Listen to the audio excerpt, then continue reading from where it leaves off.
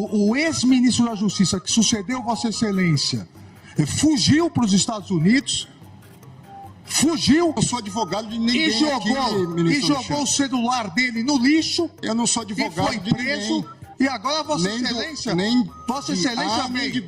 Vossa Excelência vem no plenário do Supremo Tribunal Federal, que foi destruído, para dizer que houve uma conspiração do governo contra o próprio governo. Tenha dó. Não coloque palavras na minha boca. Tenha dó. Não coloque palavras na minha boca. Salve, salve, camaradas. E aí, tudo suave com vocês? Espero que se por bolsonaristas as coisas tá boa não, vis. Operação Lava Jato continua a milhão, velho. E vou trazer aqui o depoimento. Oxe, esse daí é um dos que eu mais esperava. Acho que depois do de Bolsonaro, o que eu mais tinha instiga de assistir seria esse, que é o de Anderson Torres, ex-ministro da Justiça e secretário e pá de segurança lá do DF durante a Revolução dos Mané, tá ligado? Tava lá pelos Estados Unidos também, meio que mais ou menos perto de Bolsonaro durante o 8 de janeiro. Enfim, peço por favor, humildemente, se inscreva no canal se não for inscrito, deixa like, comenta alguma coisa para ajudar engajamento.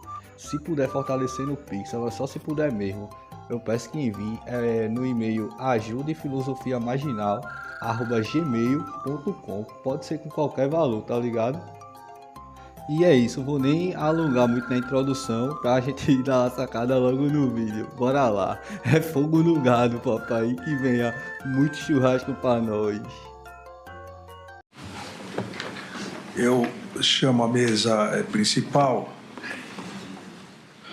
o réu Anderson Gustavo Torres e o seu advogado, doutor Elmar Roberto Novak.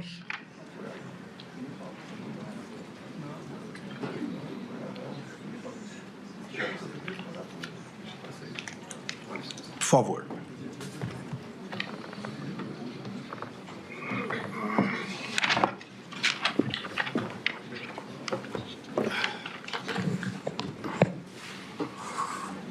Cumprimento os senhores, novamente lembrando que o réu tem direito ao silêncio e à não autoincriminação e não presta o compromisso de dizer a verdade. Eu passo a primeira parte do interrogatório. O senhor reside aonde, doutor Anderson? Eu moro em Brasília, ministro. Brasília, a profissão? Eu sou delegado de Polícia Federal. Delegado de Polícia Federal. O senhor já foi preso ou processado alguma vez? Fui preso durante esse inquérito, dessa investigação. Mas não tem nenhum outro processo? Não, não tem. O senhor é casado? Sou casado. Tem filhos? Tenho 3 filhas. Três filhos. É verdadeira a acusação? O senhor tem conhecimento sobre a acusação que lhe é feita? Tenho, sim, senhor. Ela é verdadeira? Ela não é verdadeira, ministro. O senhor teria algum motivo particular? Por que a atribuição dessa acusação? Não, em particular não. Eu acho que são fatos mal esclarecidos e que agora a gente tem a oportunidade de esclarecer com a verdade aqui, ministro. O senhor conhece as testemunhas que foram inquiridas? Conheço. Tem algum impedimento, suspeição em relação a alguma delas? Negativo. Então, vamos iniciar aqui as questões específicas. Vamos iniciar, doutor Anderson. Pois não. Em relação à live que o senhor participou no dia 29/7/2021, uma live realizada pelo então presidente da República, presidente Jair Bolsonaro, uma transmissão ao vivo nas dependências do Palácio do Planalto, onde a narrativa que à época se tornou, diríamos, costumeira de ataque às urnas eletrônicas, à justiça eleitoral.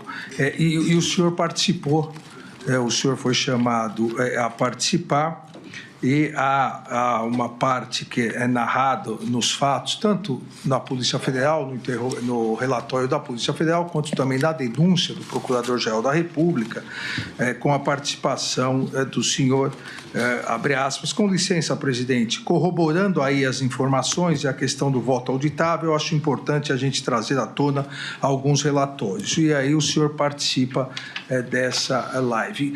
Quem convocou o senhor a participar dessa live? Na verdade, ministro, foi uma convocação da Presidência da República. Semanalmente o presidente realizava, todas as quintas-feiras, uma live e geralmente convocava ali ministros, secretários nacionais, diretores de de estatais para participar dessa live. Nós fomos convocados, isso inicialmente gerou um burburinho ali no Ministério da Justiça, porque era um tema que estava bastante em voga, estava muito discutido. Eu não tinha conhecimento técnico nenhum a respeito do assunto. Pedi para a minha assessoria, meu chefe de gabinete, fazer um levantamento ali no âmbito do Ministério da Justiça para a gente avaliar algum material, alguma coisa que pudesse me instruir para participar da live. Como eu disse, um tema muito técnico, eu não tinha o conhecimento. Vieram até meu chefe de gabinete alguns relatórios produzidos pela Polícia Federal, acredito eu, no teste público de segurança. Os peritos fazem ali algumas análises do sistema eleitoral e com essas análises eles fazem uma série de sugestões de melhoria, de aperfeiçoamento do sistema.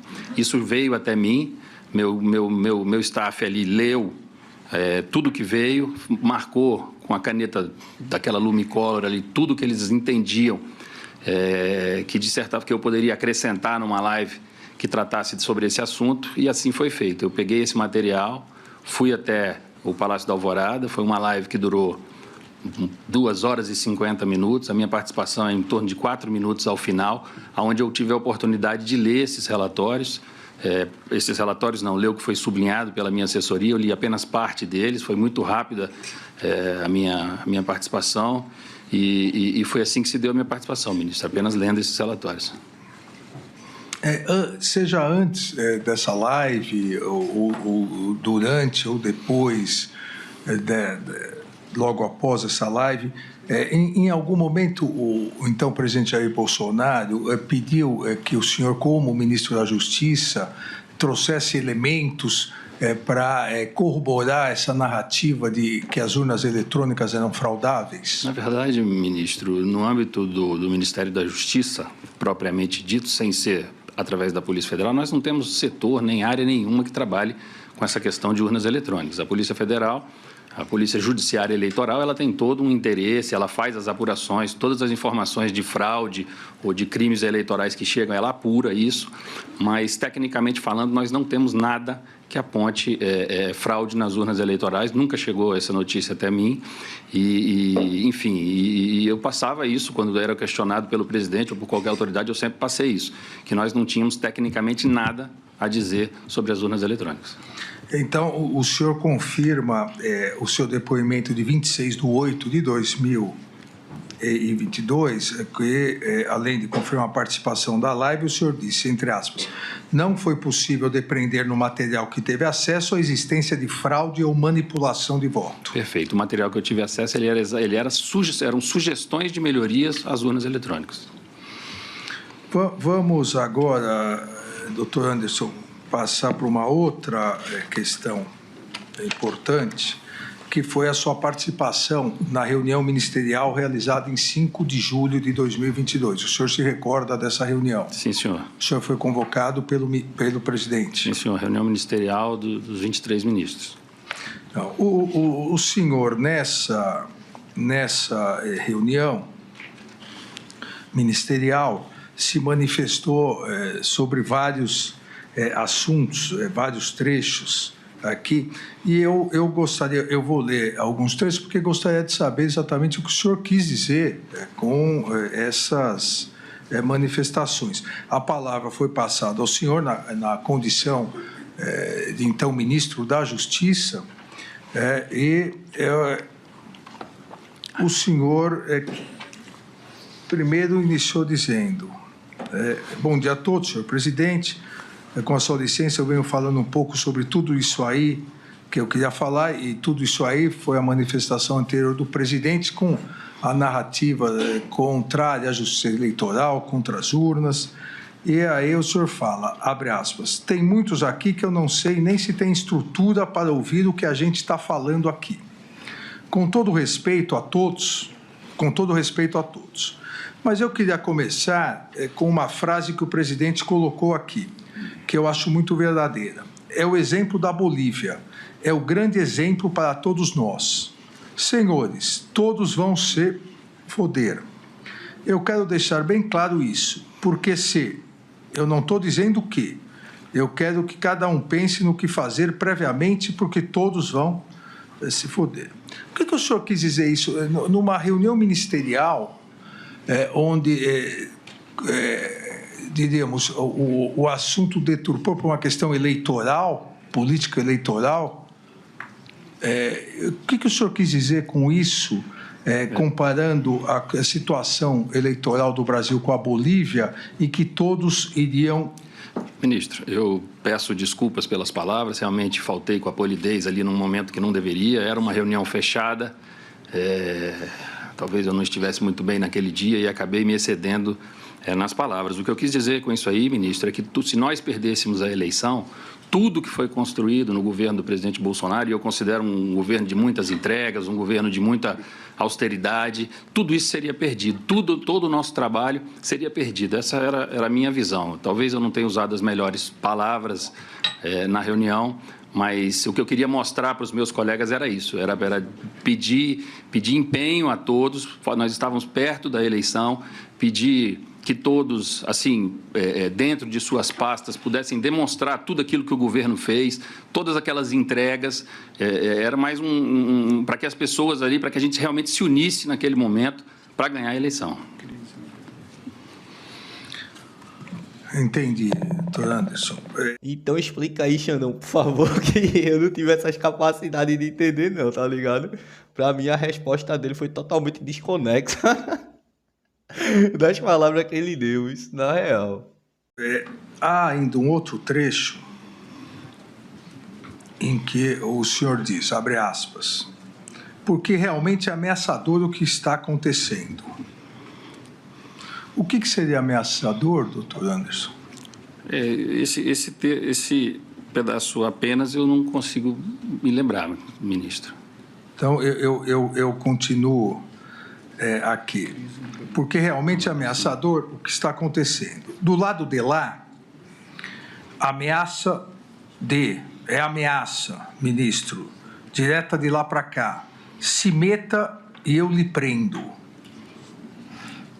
Isso seria uma referência ao Supremo Tribunal Federal? Não, de maneira nenhuma, ministro. Isso aí eu acho que é um momento muito acirrado na relação entre o Executivo e o Judiciário. Eu acho que eu fui um dos que mais me esforcei para que essa relação não se esbagaçasse. Eu tentei de todas as formas manter o diálogo, tudo, mas a gente sentia uma pressão. Eu pelo menos, eu sentia uma pressão muito grande assim, em relação ao que fazer, em relação àquele momento ali, ao que a gente podia fazer, ao que a gente não podia fazer.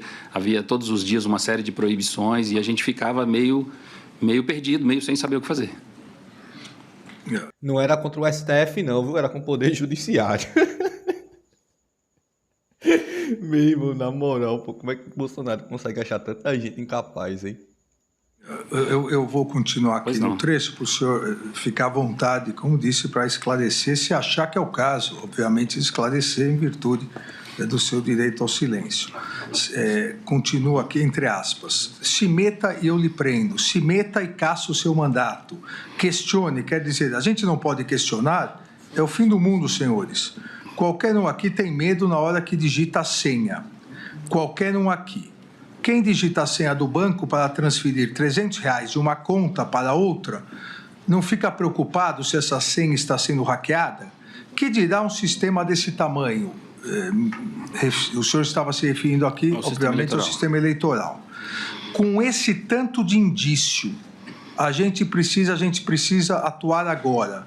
E é isso que eu tenho buscado. Eu gostaria, se fosse possível, que o senhor esclarecesse isso. O senhor compara a senha do banco para transferir R$300, que poderia ser hackeada, que dirá um sistema desse tamanho.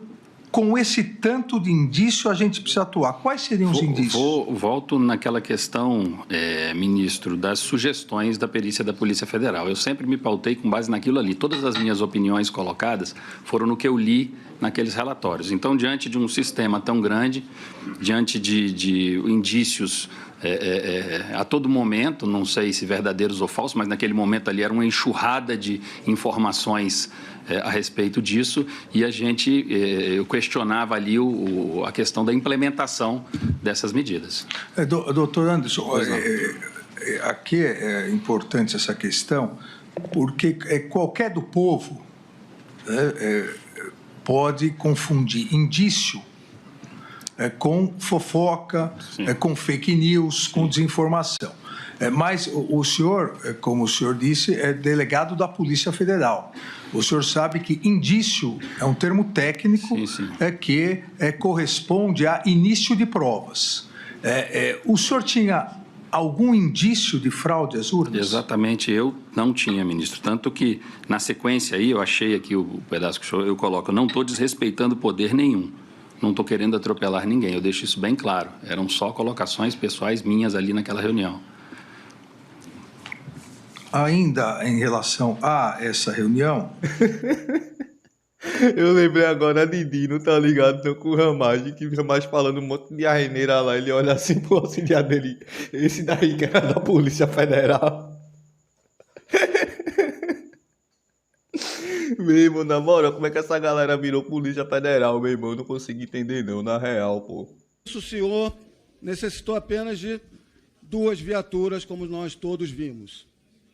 Então, é lógico, eu vou diferente da pergunta do colega, é lógico que com o convite houve um arranjo, houve um acordo, houve uma autorização de quem comanda aquela localidade.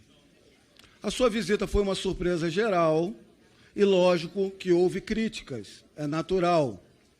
O senhor respondeu às críticas dizendo que há um preconceito com os moradores daquela localidade.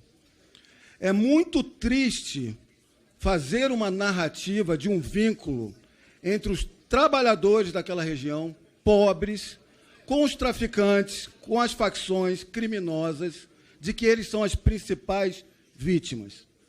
Se o senhor foi autorizado a adentrar aquela região, foi por autorização não de trabalhadores, pessoas pobres, nem de moradores da região, mas foi autorizado pelo tráfico e por facção criminosa.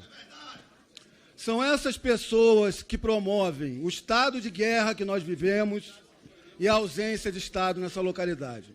Então, é uma necessidade de todos nós que saibamos qual o alcance desse acordo que foi feito. Se foi feito, lógico, com a anuência de uma organização criminosa, qual a contraprestação que eles precisam do senhor ministro? Ramagem, ele falou sobre viaturas. Quem disse ao senhor que era 2 viaturas, deputado? O senhor estava lá. Quem disse ao senhor que eram 2 viaturas? As imagens, e aquilo que não foi filmado pelo miliciano que estava lá. Deputado, eu afirmo ao senhor que não eram 2 viaturas. Agora, o senhor, é esse que é da polícia? O senhor que é policial, deveria saber que um miliciano que foi plantado na Avenida Brasil para filmar, não conseguiu filmar tudo, ou filmou só o que ele queria. Agora, eu afirmo ao senhor que não eram só 2 viaturas. Era amigo da ministra? Agora... Teve autorização para entrar, senhor presidente. Vai ficar interrompendo a fala do ministro. O senhor vai lá no ministério, vai lá no ministério que eu ouço o senhor, tá bom? Senhor presidente, o tempo de fala do deputado já ocorreu. Por favor, deputado Ramagem. Dessa maneira, não precisa... falou o que quis, o ministro está com a palavra. Por favor. Fala o que quer e não escuta a verdade, é isso? Deputado, o senhor afirmou que eu tenho acordo com facção criminosa. Isso não é agressão? Isso não é agressão, deputado? O senhor afirmou e o senhor me perguntou. Deputado, o senhor ouve que eu lhe ouvi. O senhor afirmou que eu tenho acordo com facção criminosa. E o senhor perguntou qual era a contrapartida do Ministério da Justiça ao acordo. Foi isso que o senhor disse. Exatamente. E é claro... Isso é crime. Deputado, Vossa Excelência falou, agora vai ter que ouvir a verdade. Era massa demais, né não? Dino humilhava mesmo os bolsonaristas quando rolava as convocação ou os convites, né?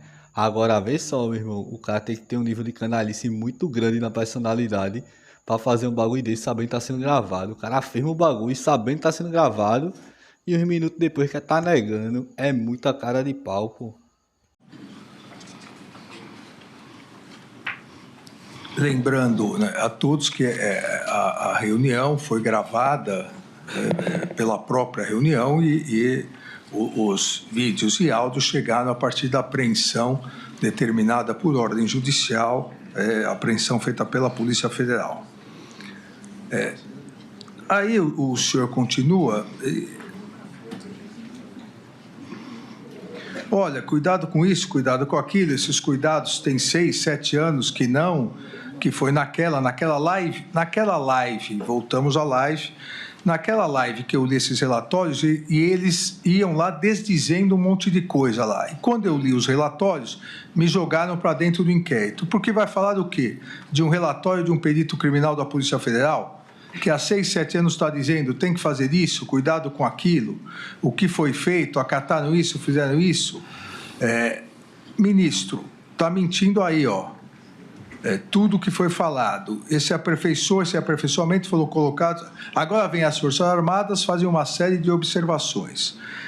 O senhor estava colocando em dúvida as urnas, porque aqui, inclusive, o senhor foi ministro da Justiça e é delegado federal de carreira.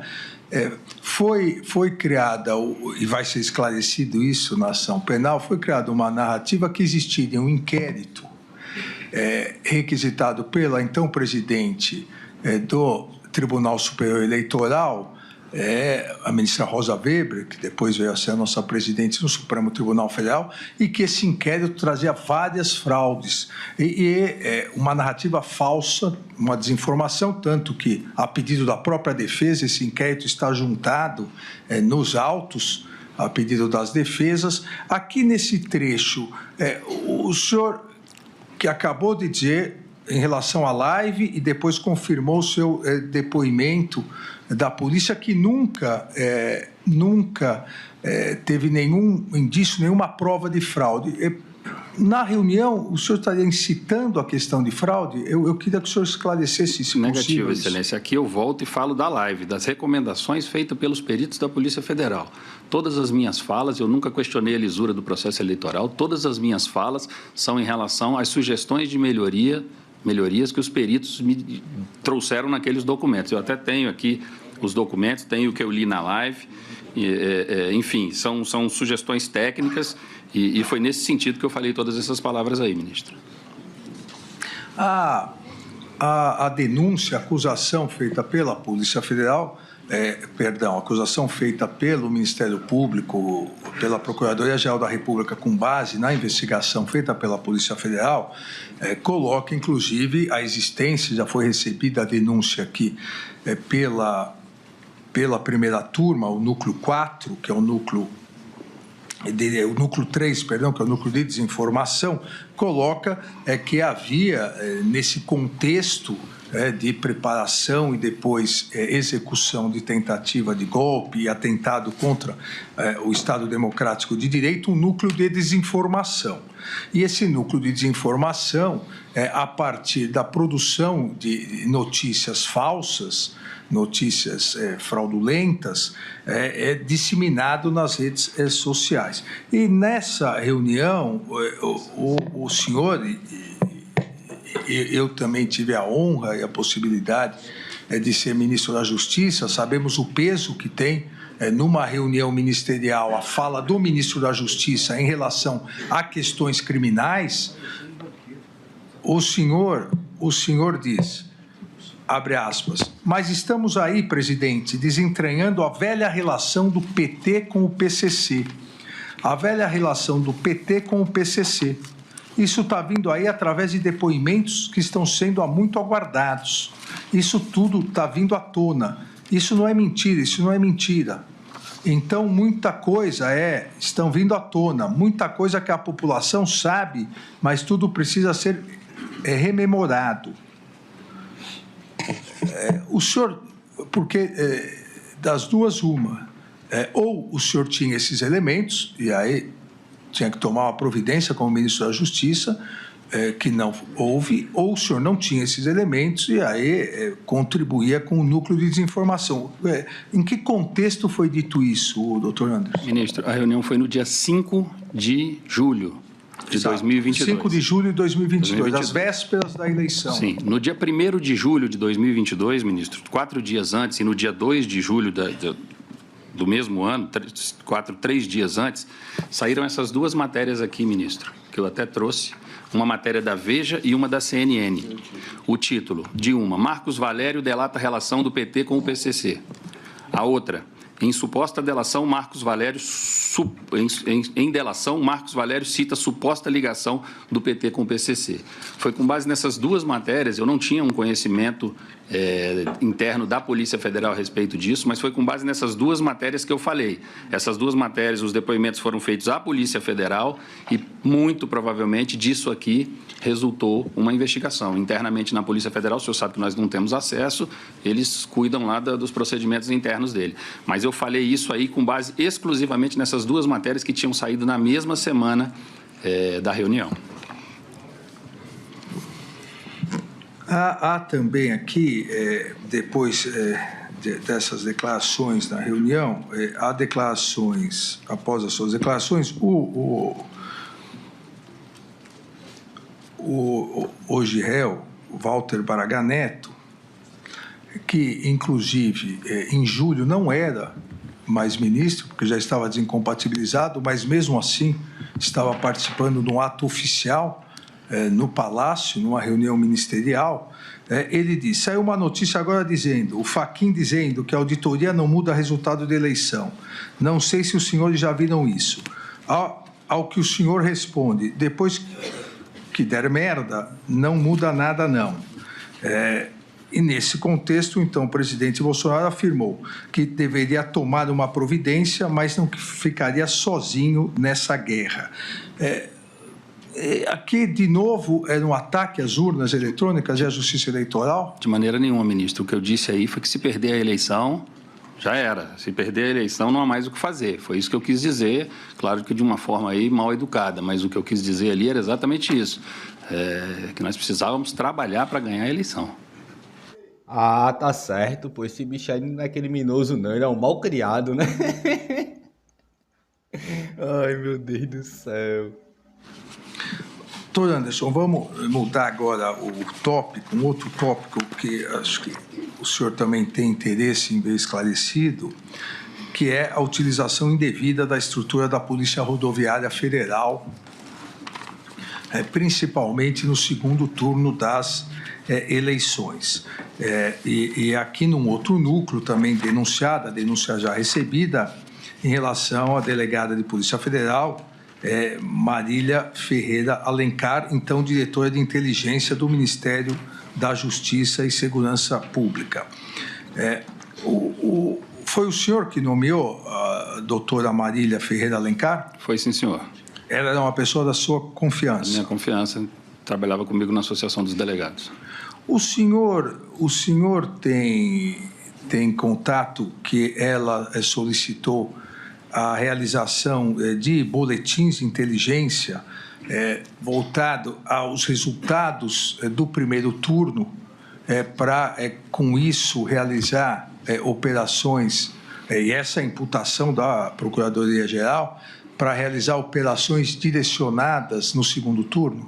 Ministro, cabe à diretoria de inteligência fomentar essas discussões no âmbito de segurança pública no Ministério da Justiça. Essa era uma atribuição da DINT, da diretoria de inteligência do Ministério. Após o primeiro turno das eleições, a doutora Marília produziu alguns BIs que traziam uma métrica de 75% de votos dos candidatos, aqueles que fizeram mais de 75% dos votos em algum estado brasileiro, versus o partido político do prefeito, como que se isso fosse um indício de crime eleitoral, uma eventual compra de votos, enfim, alguma coisa nesse sentido. Ela trouxe, fez uma apresentação sobre isso, mas eu entendi naquele momento, ministro, que isso não representava um indício. Eu nunca tinha visto essa métrica, eu acho que isso não era um indício, era normal que em alguns estados, em alguns locais, um ou outro candidato fizesse mais de 75% dos votos, nós sabemos disso, tem alguns lugares no Brasil, e ela me apresentou essa métrica, mas foi uma métrica que foi de plano ali descartada, porque eu não entendi que isso seria um indício de crimes eleitorais. Não foi o senhor que pediu para ela fazer, foi... Não. foi ela mesma espontaneamente. É a iniciativa dela. Iniciativa espontânea. Ela fazia esses BIs, não só desse assunto, mas também em relação facção criminosa versus resultado da eleição em determinados locais do país. Enfim, uma série de levantamentos que eram feitos para a gente discutir ali aonde poderia estar havendo algum tipo de crime eleitoral nas eleições, voltado exclusivamente para a segurança das eleições. O senhor se recorda, mais ou menos, a periodicidade de reuniões que o senhor tinha antes do período eleitoral com a doutora Marília? Ministro, a gente nunca teve muitas reuniões. Eu tinha muitas reuniões com o chefe dela, que era o doutor Carrijo, que era o secretário de Operações Integradas do Ministério da Justiça.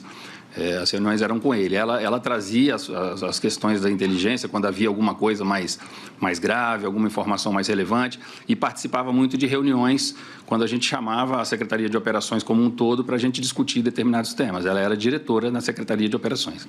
Mas no período eleitoral, o senhor se recorda se no período pré-eleitoral e eleitoral, se houve um aumento de comunicação e contatos entre o senhor e ela? Não houve, ministro. Na verdade, eu estava com a agenda extremamente lotada, uma agenda difícil. Eu atendia as pessoas do Ministério ali em períodos que sobravam de agenda. Eu viajei muito nesse período e estava com a agenda muito cheia, enfim. E quando sobrava um período, a gente atendia ali os funcionários do Ministério.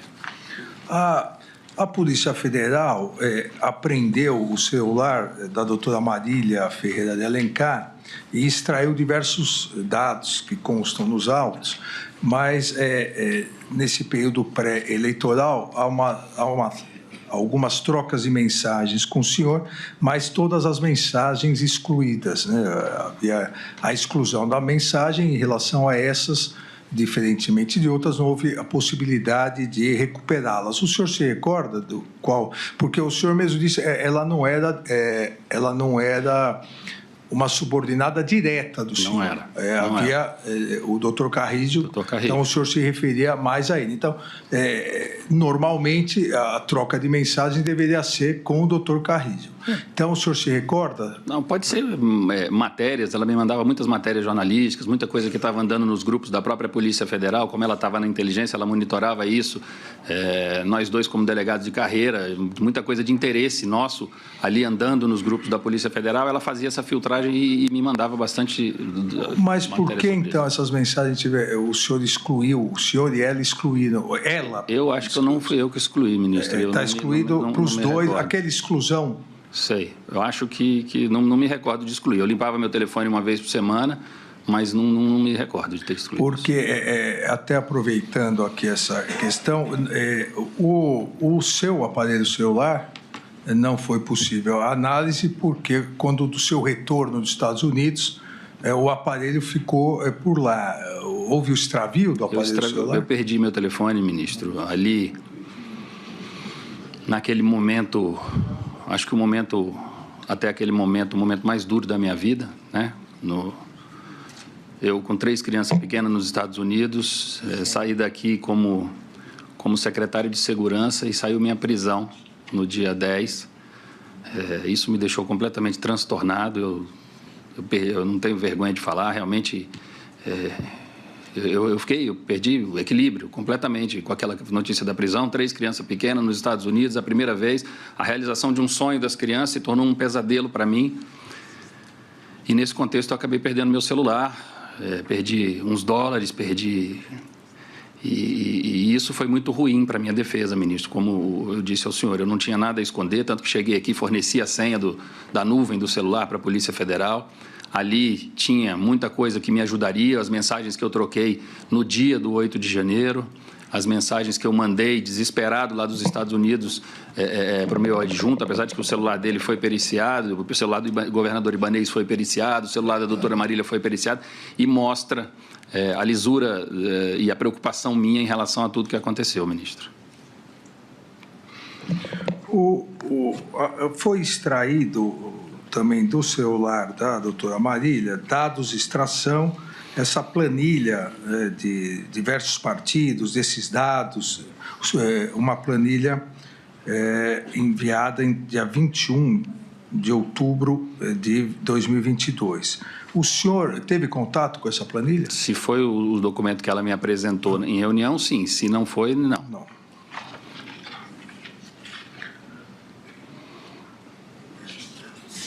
O senhor se reuniu às vésperas da eleição com o então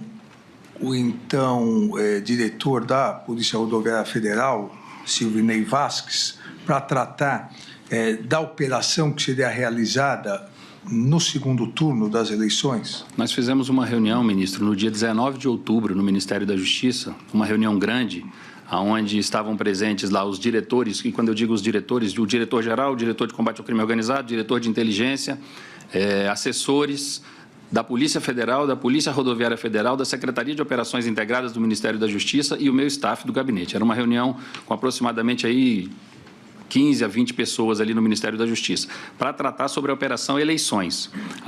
As instituições vieram, cada uma apresentou as suas dificuldades, apresentou as suas necessidades de recursos, de como é que estavam os planejamentos ali para a operação eleições.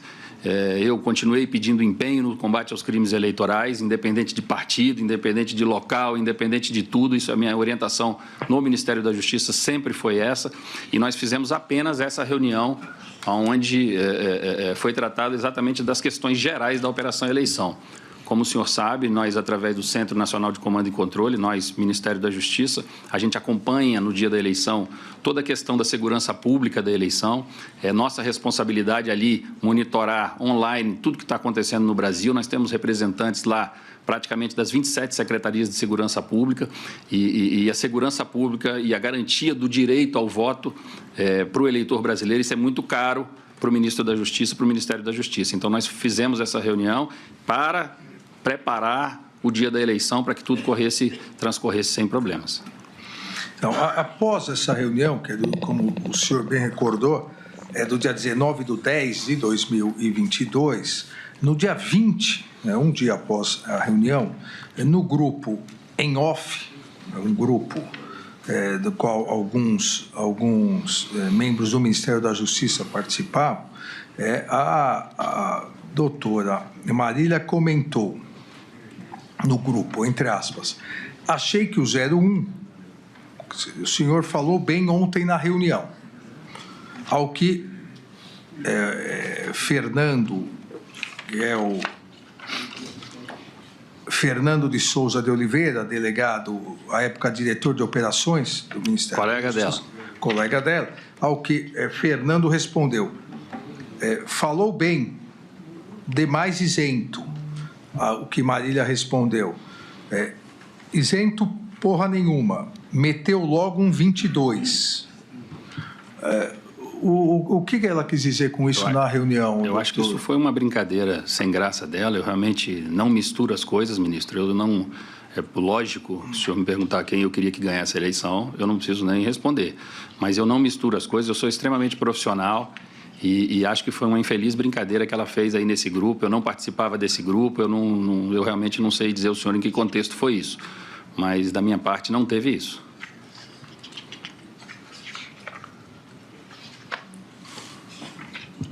O senhor logo após deixar o Ministério da Justiça, assumiu a Secretaria de Segurança Pública aqui do Distrito Federal.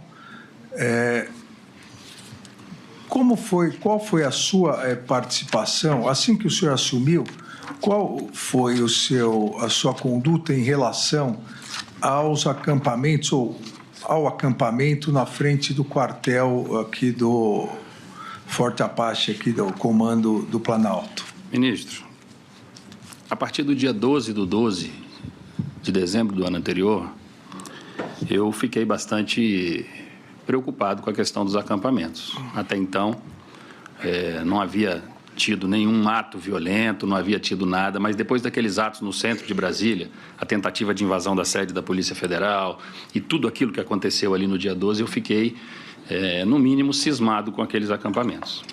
Eu esperava que o novo governo assumisse e imediatamente tirasse os acampamentos dali, já no primeiro dia ou na primeira semana, no máximo, do novo governo. E isso não aconteceu. Em não acontecendo, ministro, no dia 6/1 de 2023, eu convoquei uma reunião, eu tive informações no dia 5, de que a maioria das pessoas que estavam naqueles acampamentos ali, ou grande parte dessas pessoas, se tratavam de moradores de rua e pessoas vulneráveis. Pensando nisso e em evitar uma tragédia, um problema maior, eu convoquei uma reunião para a Secretaria de Segurança Pública no dia 6/10, às 10 horas da manhã, chamei o comandante militar do Planalto, general Dutra, e a secretária de Desenvolvimento Social do Distrito Federal, Ana Paula Marra, para nós tratarmos da desmobilização total do acampamento.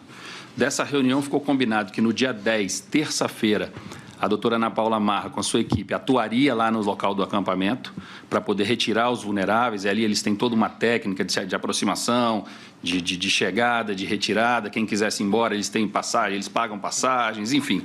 Ficou combinado que no dia 10 ela faria isso e, na sequência, a Secretaria de Segurança, através da Polícia Militar e o Comando Militar do Planalto, realizariam a desmobilização completa, o desmonte ali do acampamento para acabar com aquele acampamento ali na frente. Nós conversamos, inclusive, ministro, se houvesse algum tipo de resistência, falamos em mandados de prisão, falamos em prisões em flagrante, ali se fosse necessário, se algum líder ali se rebelasse e não quisesse sair, mas a ordem, eu esperei uns 2, 3 dias até ver se o governo federal faria alguma coisa no sentido de retirar. Como não veio, eu convoquei essa reunião, ela foi realizada dia 6/10, às 10 horas da manhã, na Secretaria de Segurança Pública, para tratar da desmobilização total do acampamento.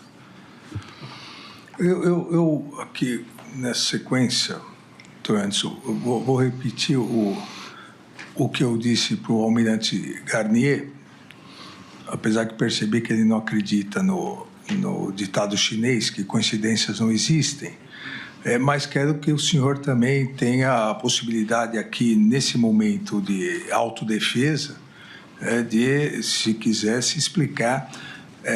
O senhor viajou na véspera, na verdade, na antevéspera Eu viajei no dia 6 à noite. Dos dias 8, o senhor viajou dia 6 de madrugada. à noite.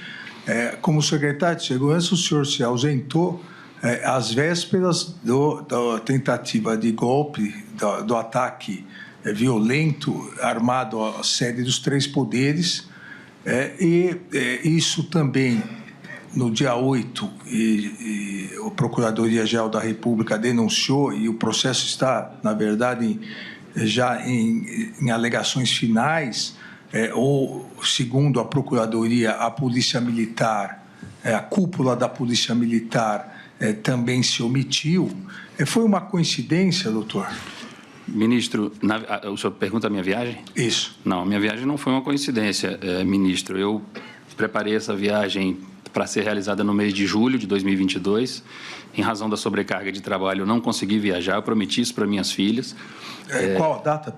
Eu viajaria em julho de 22. Ah, certo. Certo? No verão lá. E até foi bom, porque os preços lá no verão são diferenciados e eu não consegui fazer essa viagem no mês de julho e adiei para as férias escolares das crianças. Eu comprei as minhas passagens, ministro, ainda no dia 21 de novembro de 2022, quando não havia tido nenhum tipo de manifestação violenta aqui no Distrito Federal. O senhor perceba que o primeiro dia que teve manifestações que chamaram a atenção foi no dia 12/12. Não foi coincidência, foi férias programadas, férias com a minha família, programadas para tirar. Eu já estava com as férias marcadas desde julho do ano anterior. Isso tudo está nos autos, Excelência. Então, assim, não foi coincidência, foram férias familiares que estavam programadas. E tá vendo você, irmão, velho, incompreensível demais, pois se bolsonarista. Tem como não. Primeiro o cara nega que seja coincidência, aí depois ele dá a entender que foi mera coincidência. Não foi não, mas foi, né? Tá certo. Muito importante dizer aqui para o senhor, eu vinha fazendo o acompanhamento dessa questão da inteligência aqui no Distrito Federal. E até o dia 6, ministro, até o dia 6 não havia chegado nenhum ônibus, nós não tínhamos notícia nenhuma de que a manifestação pudesse caminhar para o que caminhou. Eu acompanhei ali até às 18h40, se eu não me engano, foi a última mensagem num grupo que eu vinha acompanhando ali, a mensagem da inteligência que fazia esse acompanhamento online, e nós não tínhamos relatos de que acontecer, de que a coisa tomaria o rumo que tomou a partir do dia 7 e do dia 8. Mesmo assim, em viagem, eu trouxe aqui até algumas mensagens que eu troquei com o meu secretário executivo, ainda no dia 7 à noite, ele me tranquilizando, dizendo que estava tudo ok, que tudo estava sob controle aqui em Brasília.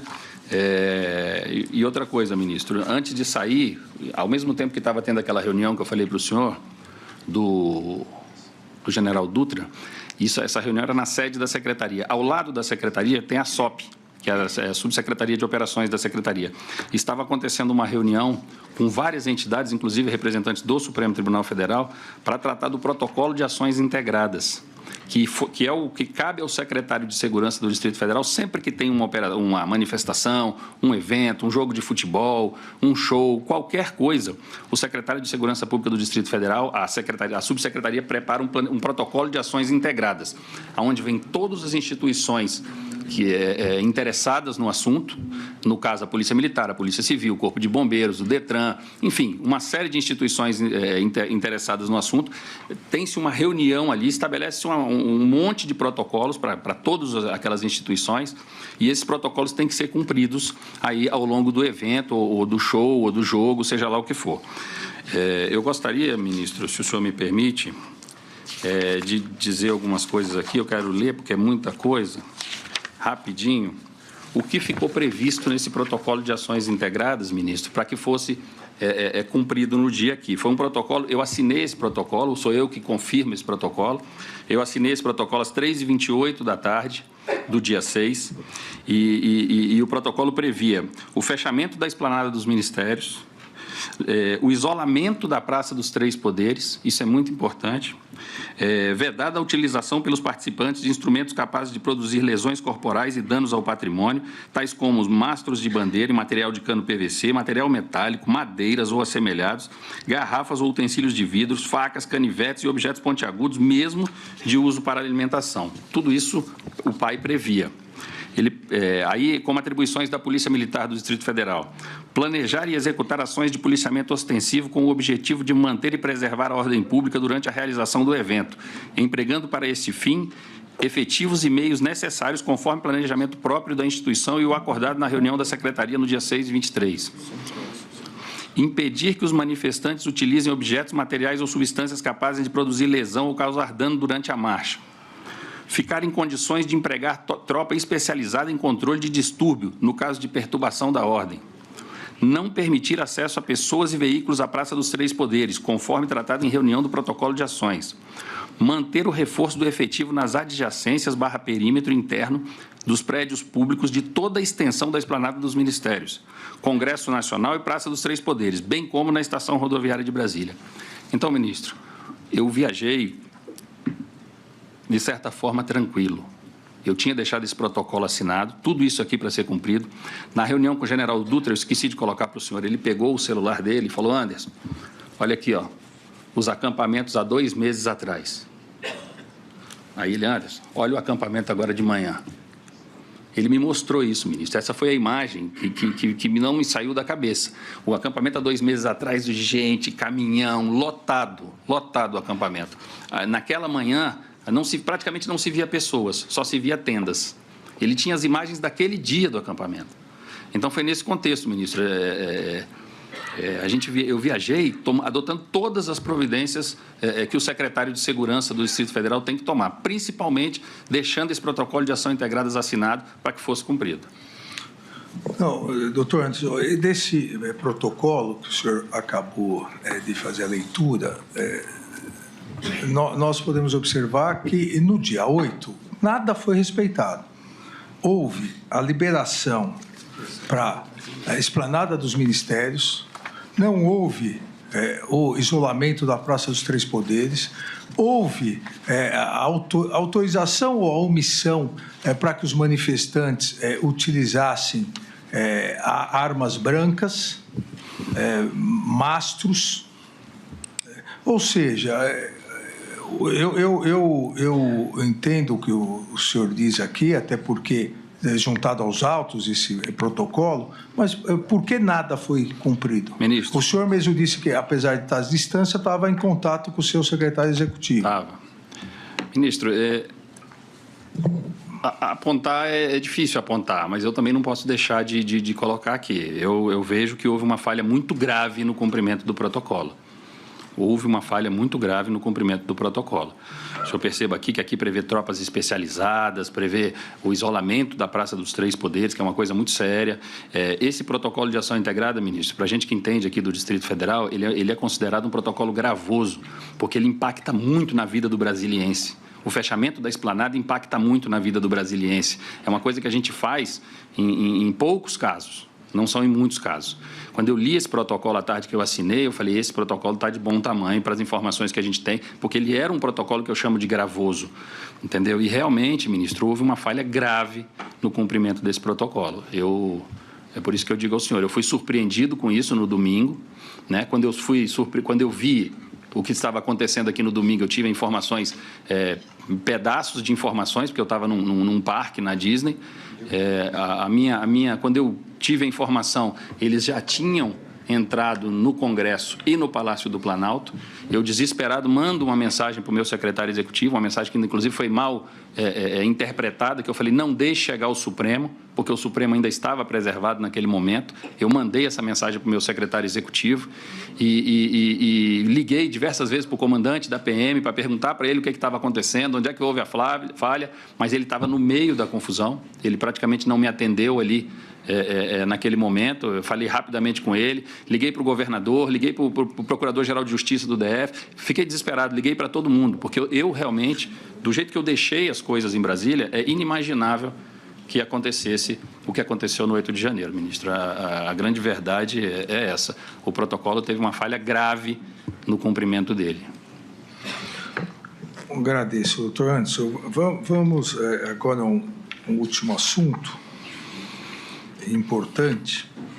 O senhor participou de alguma reunião com o presidente da República, onde o senhor teria dado aconselhamento jurídico, respostas jurídicas sobre a decretação de um estado de exceção após as eleições de 2022? Jamais, ministro. O presidente da República, eu acredito que ele me nomeou como ministro da Justiça e Segurança Pública com base na nossa expertise em segurança pública. É um grande problema que o país vive hoje e que vivia também, e a gente atuou muito. Eu sempre brinco que nós transformamos o Ministério numa máquina de segurança pública, numa máquina de combate ao crime organizado. E foi nesse sentido. Assessoramento jurídico, o presidente tinha via SAGE e via Advocacia Geral da União. Eu nunca prestei assessoramento jurídico ao presidente, nem em relação a esses temas que o senhor me perguntou, nem em relação a outros temas. Eu não fazia assessoramento jurídico do presidente da República. O senhor nunca participou de uma reunião com o presidente onde esse assunto foi tratado? Nem com o presidente. Com todo respeito, eu já adianto um pouquinho. Eu vi nos autos aí que disseram que eu participei em reunião com os comandantes. Eu nunca participei em reunião com os comandantes de força para tratar desse tipo de assunto e nem nenhum outro tipo de assunto com eles.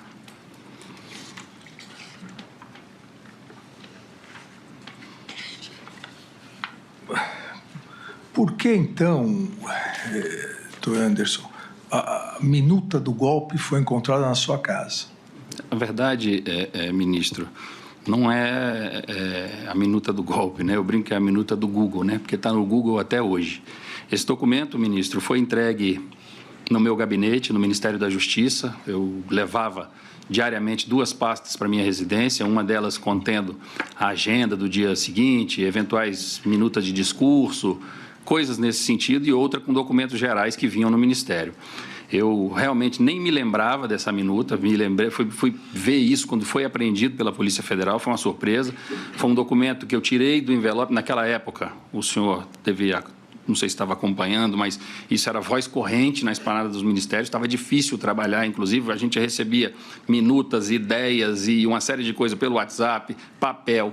Eu vi na imprensa que 2 autoridades disseram que receberam, uma das autoridades disse que se recebeu 3 minutas como essa, e isso foi parar no meu escaninho ali, eu levava pastinhas como essa aqui para casa todos os dias, essas pastinhas simples, eu não carregava pasta, e isso foi dentro de uma dessas pastinhas, ministro, e na minha casa foi colocado para ser descartado. Eu nunca tratei isso com o presidente da República, eu nunca tratei isso com ninguém. Isso veio até o meu gabinete no Ministério da Justiça, foi organizado pela minha assessoria, que isso veio num envelope dentro, foi parar na minha casa, mas eu nunca discuti esse assunto, eu nunca trouxe isso à tona, isso foi uma fatalidade que aconteceu, porque era para ter sido destruída há muito tempo, eu nunca trabalhei isso. O documento era muito mal escrito, cheio de erros de português, de concordâncias, enfim. Até o nome do tribunal que estava escrito lá estava escrito errado. Então, não é da minha lavra, não sei quem fez, não sei quem mandou fazer e nunca discuti esse tipo de assunto. Agradeço, doutor Anderson. Eu passo a palavra ao ministro Fux. Obrigado, ministro Alexandre. Eu tenho uma pergunta aqui em relação a esse protocolo. Quer dizer, tem prova nos autos que o senhor comprou a passagem antes. Dia 21 tem prova nos autos dia dessa... 21 de novembro, ministro. 21 de novembro. E aí o senhor deixou um protocolo pronto. Pronto. Para que fosse executado. Quem deveria cumprir esse protocolo? O protocolo foi assinado por várias agências, cada um com as suas obrigações. O próprio Supremo assinou o protocolo, assinou assim a reunião do protocolo. Então, por exemplo, o Supremo ficou responsável de colocar os gradis aqui em volta. O Congresso Nacional de colocar os gradis mais à frente, com a polícia e tal. Então, cada um tinha a sua obrigação. Agora, o coração do protocolo, a grande obrigação, as grandes obrigações ali do protocolo eram da Polícia Militar do Distrito Federal. A eles cabia fazer a segurança, cabe fazer a segurança da esplanada, eles têm toda uma expertise disso, eles fazem isso há 65 anos, desde que Brasília é Brasília, então essa expertise e a grande maioria das obrigações ali cabia à Polícia Militar do Distrito Federal. Qual era a sua posição nesse dia 8 de janeiro? Como assim minha posição, ministro? Sua função. Eu era o secretário de Segurança Pública, estava de férias. Mas ainda era o secretário? Eu ainda era o secretário de Segurança Pública. Satisfeito, Agradeço. Esse aí tá ferrado mesmo, né? Não? O bicho tá se complicando até com as perguntas de Fux, o novo juiz de defesa. Tá ferrado esse senhor, velho. Eu acho que mais pena maior do que desse bicho aí, só de Bolsonaro mesmo. Isso, ministro Fux, passo a palavra ao Procurador-Geral da República. Sem perguntas, senhor ministro. Agradeço, iniciando a nossa sequência, a palavra ao doutor César Bittencourt, advogado do réu delator. Sem pergunta, excelência. A palavra ao doutor Elmar Novak. Muito obrigado, senhor ministro. Eu vou seguir mais ou menos a ordem aqui que o senhor veio perguntando, só para deixar alguns esclarecimentos. Lógico. Eu gostaria que o réu respondesse se ele fez comentários adicionais durante a sua live, além da leitura do relatório que foi encaminhado pelos peritos oficiais ao TSE. Por favor. Negativo. Eu participei, como eu disse, dos 4 minutos finais da live, entrei ali, me apresentei e fiz os comentários e o presidente encerrou a live. Inclusive, quando eu entro na live, ele até brinca, Anderson, você tem 1 minuto, que eu quero encerrar, você tem 1 minuto. E foi isso que aconteceu. Eu quero só ler aqui um trecho da denúncia, senhor ministro, que diz o seguinte: ouvido pela Polícia Federal, em 26 de 8 de 2021, Anderson Gustavo Torres confirmou a participação na live realizada pelo ex-presidente e admitiu que mentira na transmissão. Isso, o senhor confirma? O senhor podia repetir? Eu também não entendi bem. É porque ele diz o seguinte no trecho: confirmou a participação na live e admitiu, então, que mentira na transmissão, reconhecendo que não foi possível depreender do material que teve acesso a existência de fraude ou manipulação de voto. Exato. Eu não tratei de fraude nem de manipulação de voto. Eu não admiti que menti em momento algum. O que nós fizemos ali foi ler sugestões de melhoria para as urnas eletrônicas brasileiras feitas pelos peritos criminais federais da Polícia Federal. Eu não falei em fraude. Ok. Bom, vamos lá. Na reunião que teve com a PRF, em algum momento houve o direcionamento do policiamento ou de operações? Jamais. Desculpa. Por favor. Jamais. Ali a orientação foi combate aos crimes eleitorais, independente de bandeira, independente de cor, independente de local, que fosse feitas as operações no Brasil inteiro, visando o combate aos crimes eleitorais. E nós tivemos a eleição, uma das mais seguras da história. Em relação à eleição anterior, tivemos 24% a menos de procedimentos de polícia judiciária instaurados na eleição de 2022. Isso quer dizer, isso mostra o resultado da prevenção, que a gente não trabalha só com repressão a crimes eleitorais, a gente trabalha na prevenção a crimes eleitorais. E isso funcionou muito bem na eleição de 2022. Senhor ministro, eu gostaria também de saber do réu se o Ministério da Justiça costumava intervir nas operações da Polícia Federal e da Polícia Rodoviária Federal. E se especificamente no planejamento das eleições houve interferência do Ministério da Justiça. Não houve interferência nenhuma. O Ministério da Justiça atua como uma parte estratégica, não é uma parte operacional. As instituições têm toda a liberdade para fazer seus planejamentos e eles são apresentados ao Ministério da Segurança Pública apenas por formalidades para compor o processo e para justificar, muitas vezes, até a descentralização de recursos. Tá. Senhor ministro, eu gostaria de ler aqui mais um trecho da denúncia, que, no meu entender, houve aqui uma confusão, talvez feita pela PGR, induzido pela Polícia Federal. Ele traz o seguinte, que a movimentação atípica, é isso na página 82, a movimentação atípica dos denunciados entre os dois turnos eleitorais também foi percebido pelo aumento dos pedidos de reunião de Marília com Anderson Torres. O objetivo escuso, segundo a denúncia, dos encontros com Anderson Torres foi explicitado em trocas de mensagem. E ali ele cita, Fernando de Oliveira deu conta de que o chefe o chamou e combinou um encontro no 13º andar, ao tempo que Marília respondeu que estava muito ansiosa e doida para poder fazer alguma coisa. Isso não ficou muito claro, porque nós sabemos que o Ministério da Justiça não tem 13 andares, né? Então, eu gostaria de saber que reunião foi essa, se ele tem conhecimento, e se algum órgão do Ministério da Justiça funciona em algum prédio com mais de 10 andares ou com 13 andares. Por favor, doutor Anderson. Eu não tenho conhecimento da reunião, mas a Secretaria de Operações Integradas, depois que nós alugamos aquele prédio novo da Polícia Federal, ela ficou com um espaço no prédio também. São 2 ou 3 torres que a gente ocupa lá, agora não me lembro. Foi nós que fizemos essa mudança da Polícia Federal para lá e a Secretaria de Operações Integradas funcionava lá. Eu nunca fui, mas lá tem 13 andares e pode ser funcionar lá. Ok. Então, senhor ministro, só para ficar claro, então, quando diz aqui que o chefe o chamou, isso não se refere, então, ao ex-ministro. Não foi ele que fez essa convocação? Não fui eu. Tá. E tem mais outro trecho da denúncia aqui, ministro, que chamou a atenção, que fala o seguinte, isso também na página 82, ao final. O crescente clima de urgência envolvendo as conversas entre Marília e Clebson Ferreira de Paula Vieira. Clebson também foi testemunha nesse processo. Retratam o progresso das ações maliciosas em curso e, ao longo de outubro, isso aqui é muito importante, ele fala aqui, o analista foi chamado a participar de diversas reuniões e manteve comunicações com outros altos dirigentes, como Anderson Torres, então ministro da Justiça. Eu gostaria de saber se alguma vez Anderson Torres teve reunião com o Clebson e se alguma vez ele deu alguma ordem direta ao Clebson. Nunca estive em reunião e não conheço o Clebson Ferreira, eu acho. Clebson, esse nunca vi, não conheço. Nunca tive em reunião. Ok. Então, vamos lá.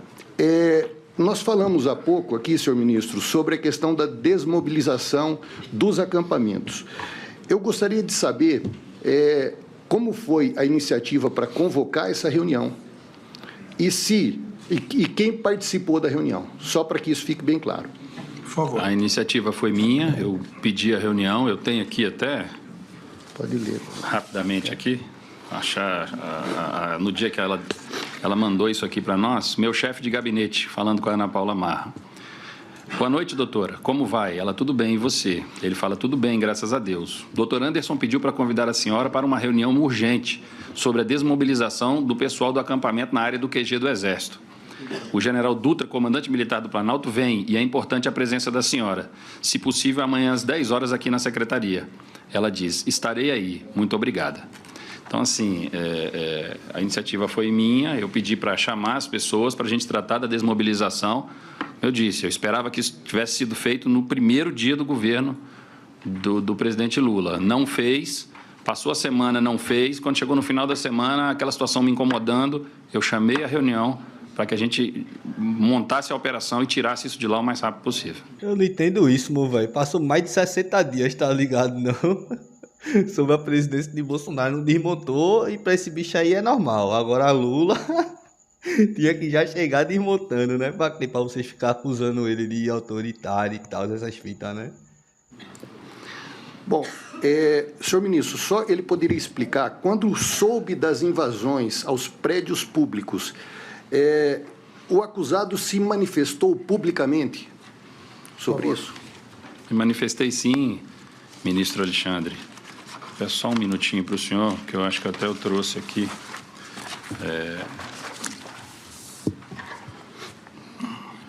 No dia 8/1, às 15h26, eu coloquei cenas lamentáveis agora na esplanada dos ministérios.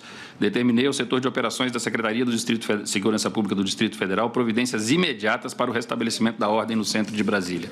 Isso às 15h26. Só um segundo, senhor ministro. Se ele puder repetir o horário e a data das publicações e fazer a leitura, seria importante. Isso foi imediatamente. Quando eu estava lá nos Estados Unidos, foi no dia 8/1, às 15h26.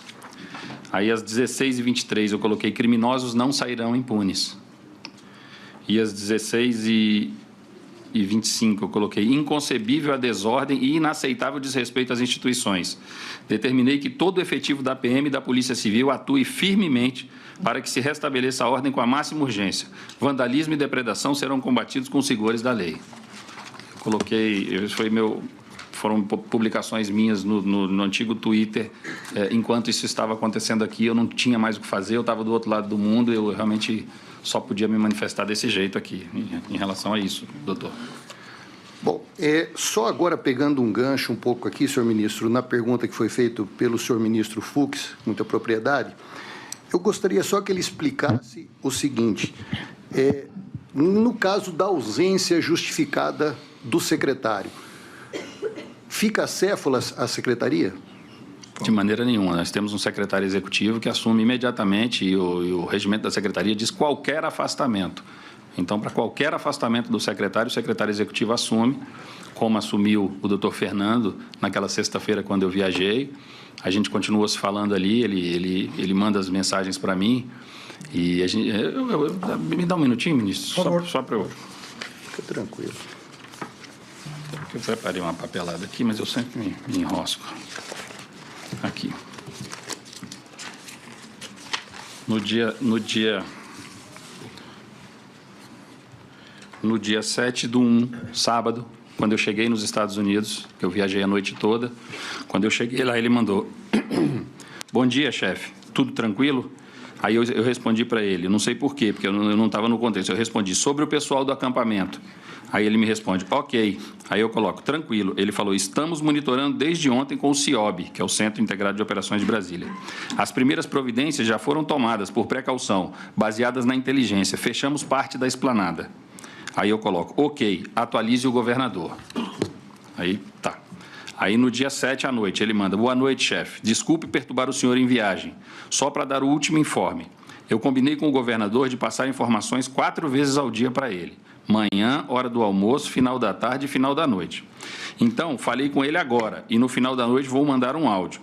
Na síntese do que está acontecendo, mas até agora está tudo controlado. Isso na noite do dia 7. Só para deixar o senhor informado. Abraço. Isso foi mensagem do meu secretário executivo falando comigo. A secretaria, em momento algum, fica acéfala e, enfim... Todas as providências aí para o dia 8, o protocolo de ação integrada, tudo ficou assinado, ficou tudo certinho. Bom, eu pergunto também, senhor ministro, se ele deixou o secretário que estava respondendo pela secretaria em contato com o governador. Perfeitamente. Ele ficou com contato, mandou várias mensagens de áudio para o governador até... Eu não sabia disso, claro, foi uma relação entre ele e o governador, mas o governador juntou isso aos autos, quando estava nos autos, e eu tive acesso aos áudios, ele realmente tranquilizando o governador. Como eu disse, ministro, eu vejo uma falha grave na execução do protocolo de ação integradas, entendeu? Eu acho que a Secretaria fez o trabalho dela, como sempre faz em qualquer evento de Brasília. Hoje, se tiver um evento em Brasília, uma hora dessa lá, estão fazendo um PAI. A subsecretária que fez o PAI em depoimento aqui nesse processo, ela disse que já fez mais de 600, é uma coronel da PM, ela já fez mais de 600, então o senhor perceba que é uma pessoa experiente, é uma pessoa que lida com isso a vida toda, e então ficou tudo a contento aí, aqui no Distrito Federal, nada ficou acéfalo. Senhor ministro, ele falou rapidamente sobre a questão do PAI, que estabelecia aí atribuições para as instituições. Eu gostaria só de entender se a PM tem subordinação direta com a Secretaria de Segurança aqui no DF. Ministro Alexandre. Doutor. Isso é importante. Doutor, não provoca. Ministro Alexandre, eu vou até pegar aqui. Não peguei a graça da piada. Sério mesmo. Qual que foi ali mesmo? Vocês entenderam? Se entenderam, deixa aí nos comentários, por favor. Acho que eu tô voado demais. Não é possível. É porque a pergunta foi tosca? Será que é isso? Senão eu vou apanhar. Pera aí, um minutinho. Leia. Um minutinho, eu vou ler aqui. Isso é uma questão, ministro, muito complexa.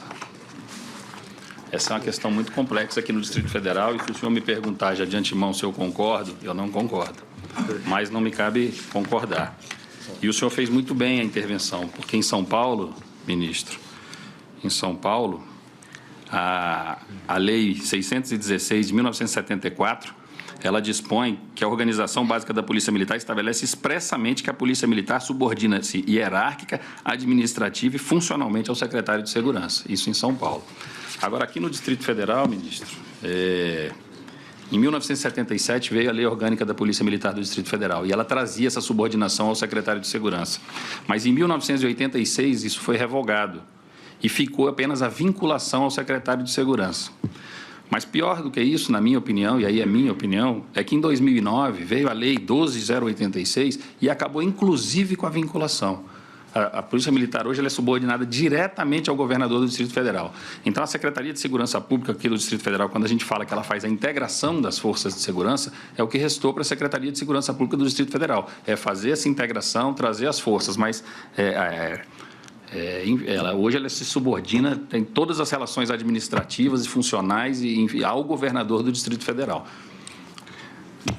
Bom, eu tenho mais duas questões muito rápidas. No interrogatório, o juiz não pode contraditar o réu. A sorte do senhor, doutor. Muito obrigado, ministro. Vamos lá. Eita, amor, velho, que a pergunta foi tosca e a resposta também. Eita, que o bagulho é doido. O processo é lento, mas o juiz é Xandão, velho. Vai ter escapatória não. Esse daí, pegou, velho. Tá acabou com a fedorenta, tenho certeza. Bom, eu gostaria só de falar, senhor ministro, sobre a transição. Eu gostaria de saber como foi a transição do Ministério da Justiça, se Anderson Torres recebeu ordem para fazer a transição e por que, então, ele deu início e quando a transição do MJ, se é que deu, se houve isso. Pode. Senhor ministro, após a eleição, após o segundo turno da eleição, eu acho que já no dia seguinte à eleição, eu fui ao Palácio da Alvorada me solidarizar com o presidente pela perda da eleição e informei a ele que iria dar início à transição de governo. Ele autorizou fazer e assim eu fiz, comecei a preparar todo o material, pedi para todos os secretários nacionais prepararem seus materiais das secretarias.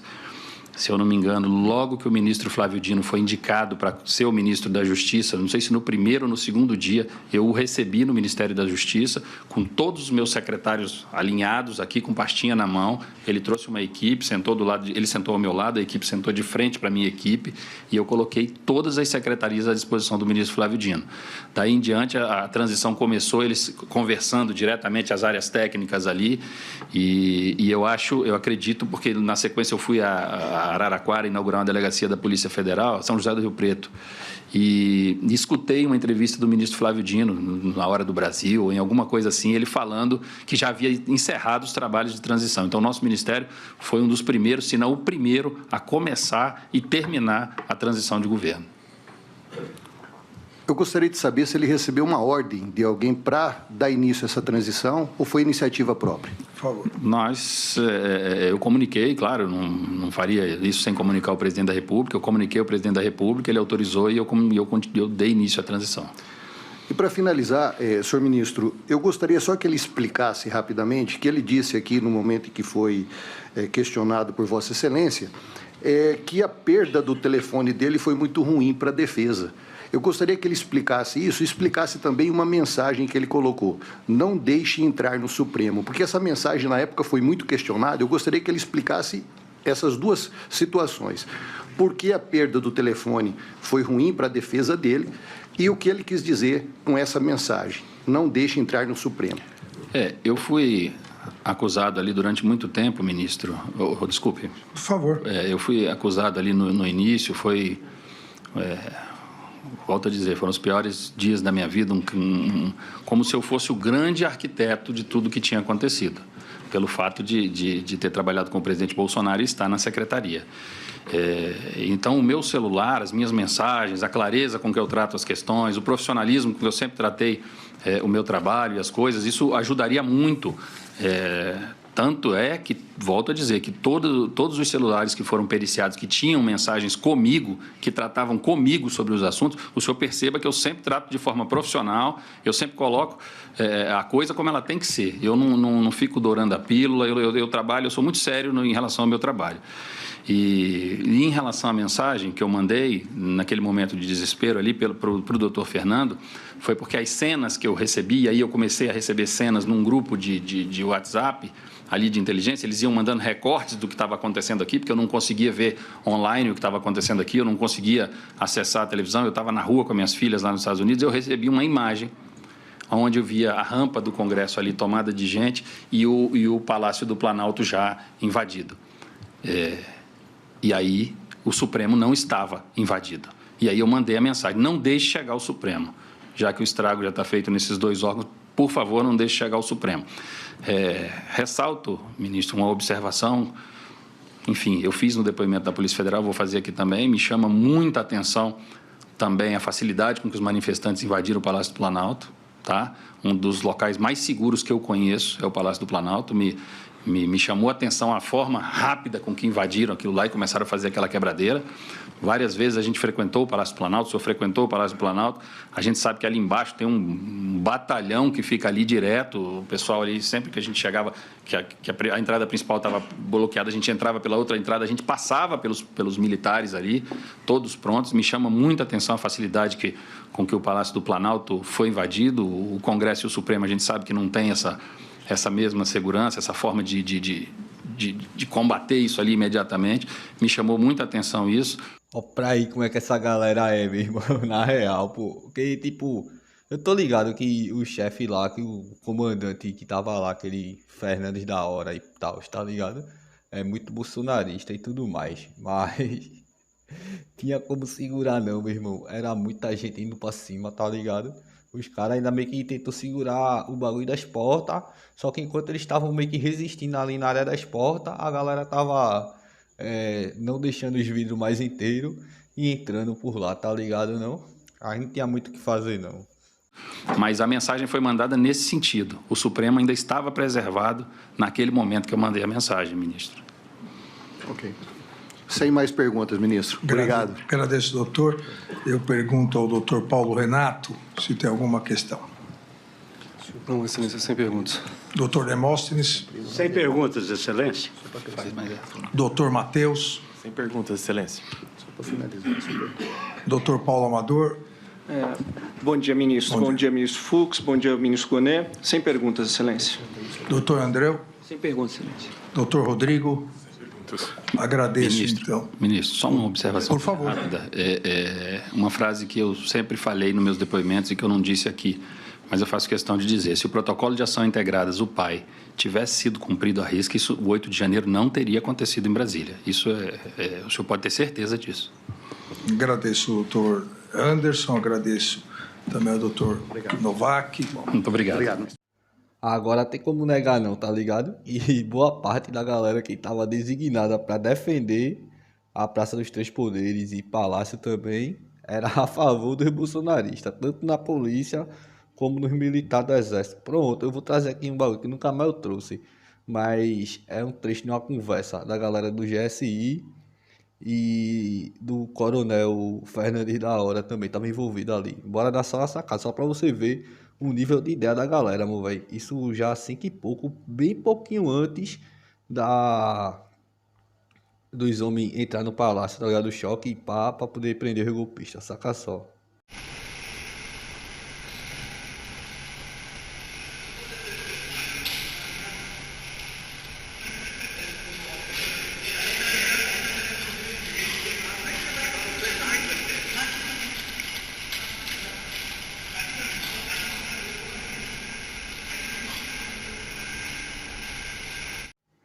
Vê só esse negócio tá chamando o Lula de Nine, o cara já se liga logo que o cara é altamente bolsonarista. Aí é os papos que não tinha como defender o Lula, que tinha que deixar as coisas não ficar inteiras mesmo e tal, que Lula é corrupto. Meu irmão, essa galera aí que tava meio que designada para defender. E é essa, a maioria aí, pelo menos 2, eu sei que tem cargo alto, tá ligado? Os outros 2 eu não consegui identificar, não.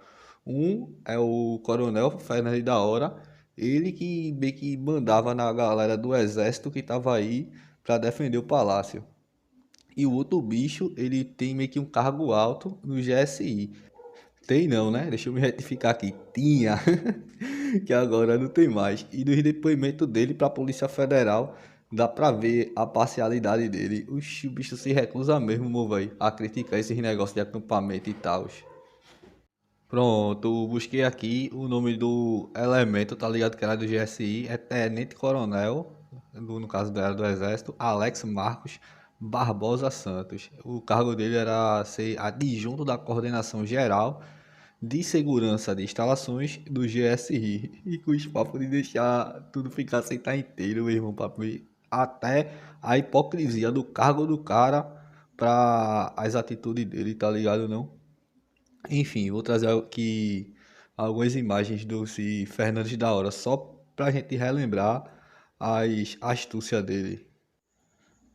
Pronto, esse Fernandes da Hora é esse militar aí, tá ligado não? Indo da direita pra esquerda, pra poder resmungar, porque a polícia pá, pegou a mulher e tal, aí falou que era pra botar algema, aí ela ficou meio que contestando, dizendo que era sem algema e pá, com os papos que tava passando mal.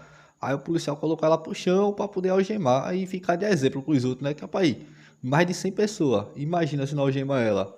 Os outros iam querer reivindicar a mesma ideia, tá ligado? Aí ela tinha que ser de exemplo. Antes disso, esse bicho aí já tinha embaçado na entrada do choque dentro do palácio, ó. Isso aí é o momento e pá. Aí rola um desembate, alguns palavrão, enfim. No final das contas termina meio que assim, ó. Esse embate. Saca? Tá todo mundo preso! Tá todo mundo preso! Eles estão presos, Paulo! Estão presos! Estão descendo! Não, estão presos! Estão todos presos! Todos presos, beleza? Ninguém vai descer não, coronel! E esse papinho dele aí que o povo tá descendo é porque, tipo, tava o choque entrando pela frente e ele e alguns outros militares e tal, tá ligado não? Guiando os bolsonaristas pra sair pelos fundos justamente pra não ser preso, tá ligado? Ai, sem pano, meu velho. O restinho que sobrou lá não pôde sair, não. Oxi. Não teve show, não teve reza nem nada. E terminou virando chacota depois, tá ligado? Que os policiais ficavam prendendo os bolsonaristas e meio que esfregando na cara dele, saca só. Coronel, esse é nosso! Coronel, esse é nosso! Pode prender, cala a boca aí! Pode parar! Coronel, esse é nosso! Esse machucou vários policiais! Esse é nosso! Comandou! Comanda esse aqui, ó, do exército. Bora, vai pra lá. Bora, vai pra lá. Pra lá. E já depois de tudo, o bicho ainda ficou nas astúcias de que ele tá resmungando. Foi. Esse bicho tá chamando ele aí, é um tal de Vanderly. Foi ele que recebeu a ligação de G. Dias, pedindo pra prender a galera que tava dentro do palácio. Ele que foi buscar o choque, tá ligado não? E entrou meio que junto com o choque. Esse tenente coronel aí, José Fernandes da Hora, ele só bem que veio parar de azucrinar os policial, porque esse bicho falou, amor, a ordem foi minha, tem que prender mesmo e tal. Aí ele meio que aceitou a informação. Mas mesmo assim, ó, 18 e 9, ele ainda vai resmungar porque os policial derrubou a moleque e não queria ser algemado e tal. O bicho ficou nas mágoas mesmo, viu, velho? Vê só, ele ali meio que trocando ideia. Esse Vanderlei aí, eu achei ele firmeza, tá ligado? Ele foi o cara que acho que mais contribuiu para que não ocorresse de fato a invasão de forma permanente. Olha ele contando, ó. O bicho ficou triste mesmo, com o policial no choque, mas é o trabalho do cara, né, meu velho? Tinha muito o que fazer, não. Enfim, ele que recebeu a ligação de G. Dias, que buscou o choque lá fora, entrou para prender. Aí eu vou deixar até no final desse vídeo aqui um outro vídeo que tem pouquíssima visualização, mas justamente a postura da galera do GSI após a ligação de G. Dias para prender o esmeliante que estava aí dentro. Aí esse Alex aparece também e Fernandes da Hora também tem meio que o passo a passo dele. Vou deixar no final desse vídeo, o vídeo é até legalzinho, pá, é antigo e tal, mas vale a pena dar uma conferida, caso queira, né?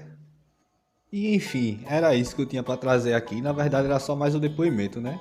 Só que fui inventar de defender o militar que tava no palácio no dia 8 de janeiro, meio que fiquei com peso na consciência e teve que trazer essas informações adicionais, tá ligado não? Pelo menos já tirei o peso da minha consciência. Aí vou encerrar o vídeo, peço humildemente, se não for inscrito ainda no canal, se inscreve por favor, na real eu imploro, pô. Uma coisa que é importante também é o like, caso não tenha apertado ainda, se já apertou, peço que nem aperte novamente, porque eu senão desmarco o bagulho.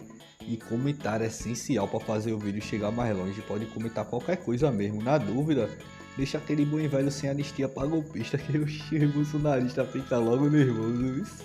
Não sei se você está ligado, mas já tem até vídeo sobre isso.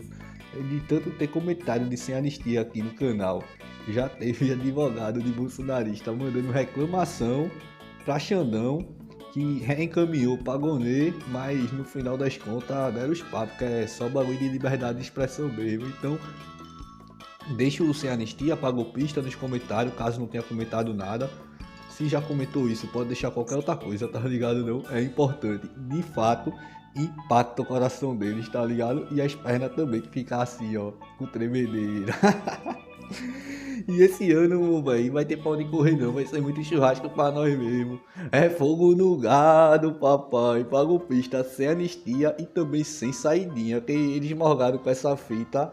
E no fundo, golpista bom, é golpista preso, meu velho. E meio que só para complementar, se puder fortalecer com valeu demais, virar membro do canal ou enviar um pix pro e-mail ajudefilosofiamaginal@gmail.com, ficarei extremamente grato. Assim como estou agora por sua pessoa assistir o vídeo até o final. Muito obrigado mesmo do fundo do meu coração. Tamo junto, até a próxima. Eu não consigo entender, e também carece de resposta, como que o Palácio do Planalto foi invadido da forma como foi invadido. Vossa Excelência sabe o rigor de vigilância e cuidado que deve haver lá. O fato é o seguinte, eu não vou entrar nesse mérito hoje. Acho que não nos cabe, pelo menos da minha parte, não é intenção entrar nesse mérito hoje. A minha intenção é avaliar a conduta do senhor Aécio Lúcio Costa Pereira. Benção, André, se me permite, já que Vossa Excelência entrou, nesse caso, as investigações demonstram claramente o porquê houve essa facilidade. 5 coronéis comandantes da PM estão presos, exatamente porque desde o final das eleições se comunicavam por zap, dizendo exatamente que iriam preparar uma forma de, havendo manifestação, a polícia militar não reagir. Então, claramente, a polícia militar, eu também fui ministro da Justiça e sabemos nós dois, que o ministro da Justiça não pode utilizar a Força Nacional se não houver autorização do governo do Distrito Federal, porque isso fere o princípio federal. Não em relação aos prédios federais. Mas não em relação à Praça dos Três Poderes. Mas em relação às edificações federais, ele pode e deve com conter. todo respeito, Vossa Excelência, querer falar que a culpa do 8 de janeiro foi do ministro da Justiça... Vossa Excelência que está dizendo isso. É um absurdo. Vossa Excelência que está dizendo isso. 5 comandantes estão presos... Muito embora eu queria e o Brasil quer ver esses vídeos do Ministério da Justiça. O ex-ministro da Justiça, que sucedeu Vossa Excelência, fugiu para os Estados Unidos, fugiu... Eu sou advogado de ninguém e jogou o celular dele no lixo... Eu não sou advogado e foi preso... E agora Vossa Excelência vem no plenário do Supremo Tribunal Federal, que foi destruído, para dizer que houve uma conspiração do governo contra o próprio governo. Tenha dó. Não coloque palavras na minha boca. Tenha dó. Não coloque palavras na minha boca. Não coloque palavras na minha boca. Inscreva-se, curta e compartilhe. E se possível, manda um Pix. Estou precisando muito e só o Bolsonaro que não precisa recebeu. Até a próxima!